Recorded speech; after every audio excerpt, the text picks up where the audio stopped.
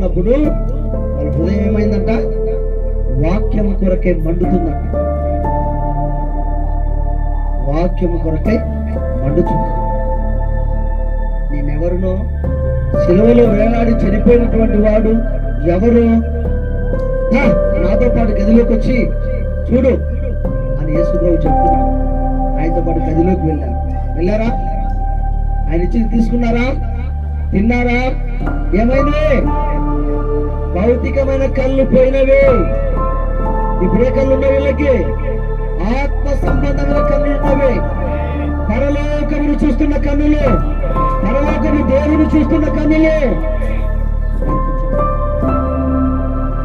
పరిశుద్ధాత్మ లేకుండా ఎన్నిసార్లు చదివినా వాక్యం అర్థం కాదు. పరిశుద్ధాత్మ చేత నింపబడిన తర్వాత ఒక వాక్యం చదవగానే అందులో జీవాన్ని తీసుకోగలుగుతాం, ఆ మాధుర్యాన్ని తీసుకోగలుగుతాం, శక్తిని పొందుకోగలుగుతాం. దేవుని కొరకే పరితపిస్తావు. హల్లెలూయా.